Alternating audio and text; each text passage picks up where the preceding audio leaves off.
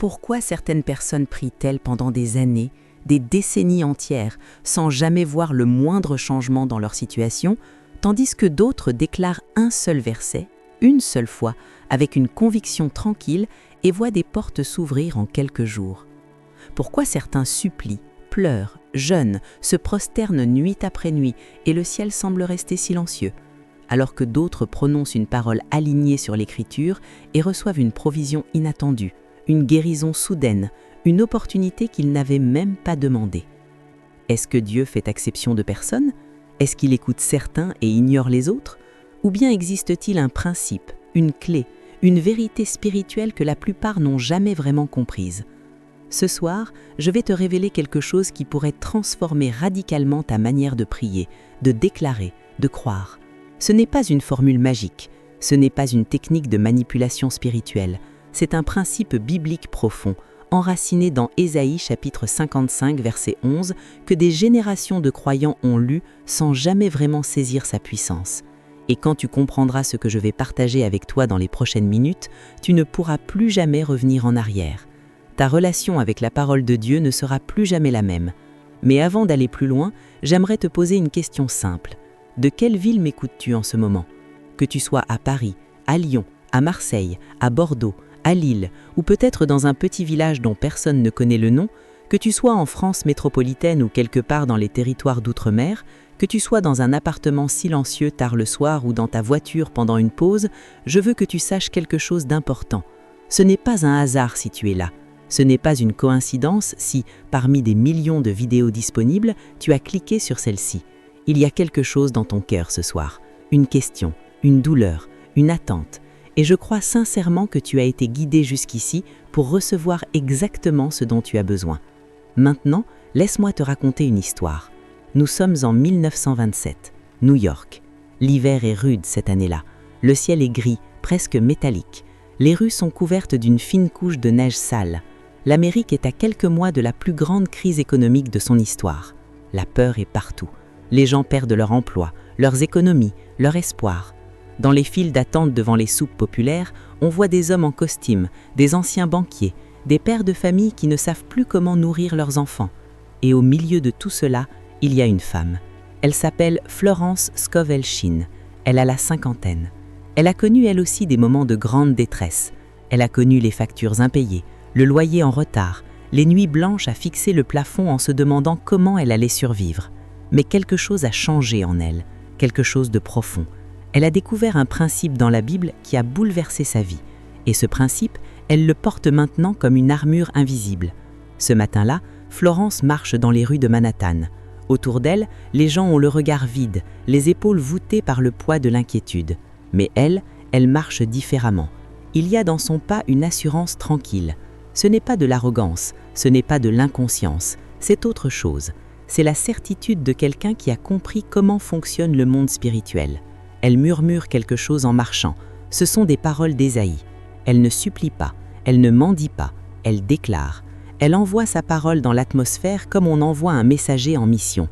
Et cette semaine-là, 3 opportunités s'ouvriront à elle sans qu'elle n'ait rien fait d'autre que de s'aligner sur la vérité de l'Écriture. Comment est-ce possible? Qu'avait-elle compris que les autres n'avaient pas compris? Voici le verset qui a tout changé pour elle et qui peut tout changer pour toi. Ésaïe 55, verset 11. Dieu dit ceci: « Ainsi en est-il de ma parole qui sort de ma bouche. Elle ne retourne pas à moi sans effet, sans avoir exécuté ma volonté et accompli mes desseins. » Tu as peut-être lu ce verset des dizaines de fois, peut-être même que tu l'as souligné dans ta Bible, mais laisse-moi te poser une question inconfortable. Si la parole de Dieu ne revient jamais à vide, pourquoi alors tant de paroles semblent revenir vides dans ta propre vie? Pourquoi as-tu prié pour certaines choses pendant des années sans voir de résultats? Pourquoi as-tu déclaré des promesses bibliques sans jamais les voir se manifester? La réponse ne se trouve pas dans un problème avec Dieu. Le problème ne vient pas non plus d'un manque de foi de ta part, du moins de manière que tu l'imagines. Le problème vient d'une confusion fondamentale entre 3 choses très différentes: parler, demander et envoyer. La plupart des gens parlent de leurs problèmes, ils décrivent leur situation, ils racontent à Dieu, comme s'ils ne savaient pas déjà, tout ce qui va mal dans leur vie. Ils passent des heures à énumérer leurs difficultés, leurs peurs, leurs manques.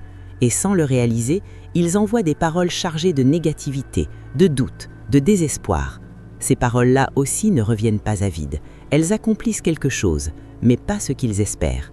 D'autres personnes demandent, elles supplient, elles implorent. Il n'y a rien de mal à demander, bien sûr. Jésus lui-même nous a dit de demander et nous recevrions. Mais il y a une différence entre demander avec foi et mendier avec crainte. La supplication désespérée porte en elle une vibration de manque, de vide, d'incertitude. Elle dit à l'univers spirituel « Je ne crois pas vraiment que cela va arriver, mais s'il te plaît, fais un effort ». Et puis il y a ceux qui envoient, ceux qui ont compris le principe d'Ésaïe 55:11, ceux qui déclarent la parole de Dieu non pas comme une récitation vide, mais comme une mission. Ils alignent leur bouche sur l'écriture, ils prennent une promesse biblique, ils la personnalisent et ils l'envoient dans l'atmosphère spirituelle avec la certitude que cette parole va travailler jusqu'à accomplir ce pourquoi elle a été envoyée.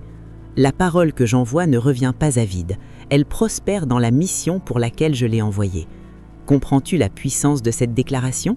Ce n'est pas une affirmation positive à répéter mécaniquement, c'est une réalité spirituelle, c'est une loi du royaume. Et quand tu t'alignes sur cette loi, des choses commencent à bouger dans le monde invisible avant même qu'elles ne se manifestent dans le monde visible. Regarde comment Dieu lui-même opère. Dans le livre de la Genèse, au tout début, comment Dieu a créé le monde? A-t-il supplié que la lumière apparaisse? A-t-il espéré timidement que quelque chose se passe? Non, il a dit que la lumière soit, et la lumière fut. Il a parlé, et ce qui n'existait pas est venu à l'existence. Il a envoyé sa parole, et cette parole a accompli exactement ce pourquoi elle a été envoyée. Et maintenant, observe Jésus. Comment opérait-il? Quand il s'est trouvé face à la tempête sur le lac de Galilée, a-t-il prié pendant des heures pour que le vent se calme? Non. Il s'est levé et il a dit « Silence, tais-toi » et le vent s'est tombé. Quand il s'est tenu devant le tombeau de Lazare, mort depuis 4 jours, a-t-il supplié le Père avec des larmes et des tremblements? Non. Il a crié d'une voix forte « Lazare, sors !» et Lazare est sorti. Il a envoyé sa parole et sa parole a accompli sa mission. Nous avons été créés à l'image de Dieu. Cela signifie que nous avons reçu à un certain degré cette même capacité de créer par la parole. Romains chapitre 4, verset 17 nous dit que Dieu appelle les choses qui ne sont pas comme si elles étaient. Et nous, ses enfants, sommes invités à faire de même, non pas dans l'orgueil ou la présomption, mais dans l'alignement humble et confiant à sa parole révélée. Si tu es encore là en ce moment, si tu n'as pas fermé cette vidéo, si quelque chose en toi résonne avec ces paroles, je veux que tu saches que ce n'est pas un hasard. Tu es conduit ici pour une raison. Il y a peut-être une situation dans ta vie qui semble impossible, une porte fermée depuis longtemps que tu as cessé d'y frapper, une relation brisée, une dette qui t'écrase, une maladie qui te ronge, un rêve que tu as enterré. Et ce soir, quelque chose se réveille en toi, une petite flamme d'espoir que tu n'osais plus allumer. Laisse-moi te raconter ce que j'appelle le principe de la parole missionnaire. Chaque parole que tu prononces avec foi, alignée sur l'écriture, devient une mission dans le monde invisible. Elle part de ta bouche comme un envoyé, un ambassadeur, et elle va travailler dans les lieux célestes pour accomplir ce que tu as déclaré. Elle ne revient pas avant d'avoir terminé son travail. C'est pourquoi il est si important de ne pas annuler ta parole par le doute, par la plainte, par les paroles contraires que tu pourrais prononcer ensuite. Proverbe chapitre 18, verset 21 nous avertit que la mort et la vie sont au pouvoir de la langue.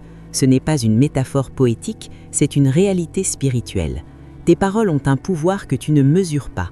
Elles construisent ou elles détruisent. Elles ouvrent des portes ou elles les ferment. Elles libèrent des bénédictions ou elles invitent des malédictions. Maintenant, je veux aborder quelque chose d'important. Il y a 3 croyances toxiques qui empêchent beaucoup de croyants sincères d'entrer dans cette dimension de la parole envoyée. Des mensonges subtils qu'on nous a enseignés, parfois même dans les églises, et qui nous maintiennent dans l'impuissance. La première croyance toxique est celle-ci.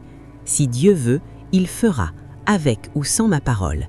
Cette pensée semble humble, mais elle est en réalité une forme de passivité déguisée en soumission. Bien sûr, Dieu est souverain, bien sûr, il peut tout faire sans nous, mais il a choisi de nous associer à son œuvre. Il a choisi d'honorer notre foi et nos déclarations. Marc chapitre 11, verset 23, Jésus dit que quiconque dira à cette montagne de se jeter dans la mer et ne doutera pas dans son cœur, mais croira que ce qu'il dit arrive, il le verra s'accomplir. Jésus ne nous invite pas à attendre passivement, il nous invite à parler avec autorité. La deuxième croyance toxique, c'est l'idée que déclarer des promesses serait un manque d'humilité, une forme d'orgueil spirituel. Qui suis-je pour décréter quoi que ce soit? Cette pensée ignore une vérité fondamentale. Tu n'es pas n'importe qui. Tu es un enfant du roi. Tu as été racheté par le sang de Christ. Tu as reçu une autorité déléguée. Quand tu déclares la parole de Dieu, ce n'est pas toi qui parles en ton propre nom. Tu répètes ce que le Père a déjà dit.